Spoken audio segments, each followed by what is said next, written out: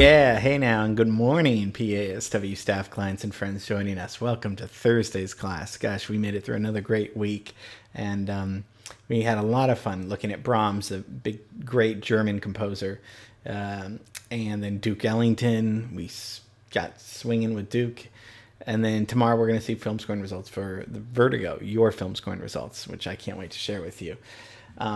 As you imagined, I'm homesick. We were in Vienna yesterday and flying around, and that was all well and good. But come on, please, let's get home. Let's get home to the place that you love, I love, John loves, Lloyd loves, our hometown, Los Angeles. Today we're going to be looking at the beautiful Griffith Park Observatory. Hooray for Hollywood! That's gooey ballyhooly Hollywood, where any office boy or young mechanic can be a panic with just a good-looking pan.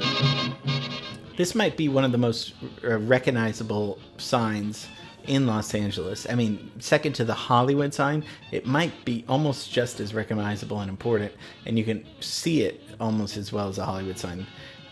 It is just a phenomenal building, kind of Greek revival, but Art Deco. That's the style of it. And it didn't open till 1935, which seems like a long time ago. But I mean, come on, let's get this timeline up here. We gotta see. I mean, 1935 was late in terms of Hollywood development, LA development. I mean, the Ambassador Hotel was way before anything almost. Hollywood signs 1923, so I mean it's 12 years after that. And then, we looked at City Hall. Look at all these things. We've looked at Catalina last week. But these are all like in the late 20s, early 30s, and it doesn't Griffith Observatory doesn't open until 1935. So, pretty late. It took 2 years to complete, and the architects were John C. Austin and Frederick M. Ashley. And we talked about the very eccentric character, Colonel Griffith J. Griffith.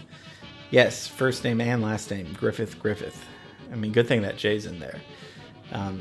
He was eccentric not only for trying to kill his wife and shoot her, but for many other things. And while he was in prison for 2 years, some of these plans were going through. He wanted to build the observatory much earlier.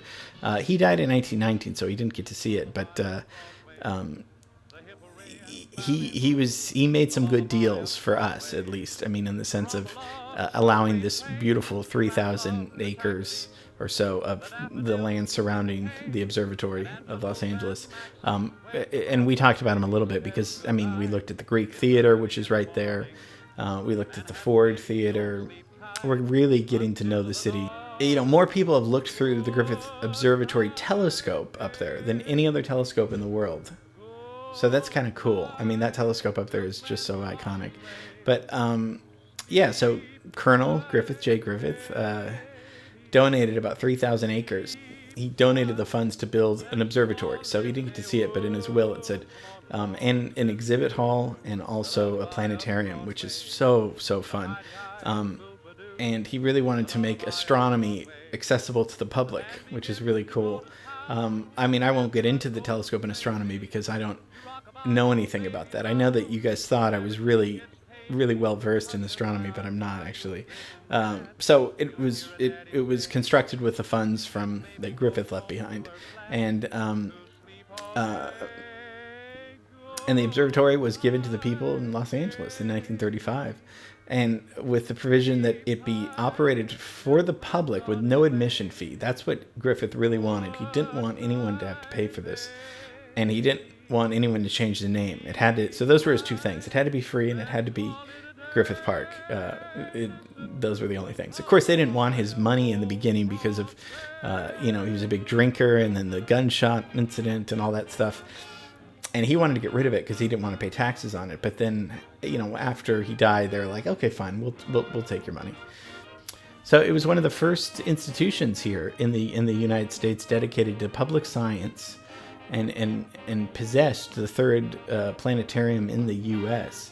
So it was kind of ahead of its time for there. So that the planetarium features, I mean, such a cool. If you've never been in the theater, you sit back and look up and you see these world-class scientific, it's educational, programming kind of videos, and it's a really amazing experience. And they tell you about, the history of the universe and astronomy. So, I mean, since it opened in 1935, millions of visitors have looked through that 12-inch. So it's the Zeiss refracting telescope. And that's right on the rooftop on the building's east end. That's usually for nighttime viewing, but it's open for the general public. I don't think I've looked through it. I mean, maybe I did, but I didn't know what I was looking at. But I mean, the telescope targets the planets, the moon, and all the other brightest places in the Milky Way. And the LA Times reported that on the opening of the gala in 1935, the crowd gasped as stars began to appear in the heavens.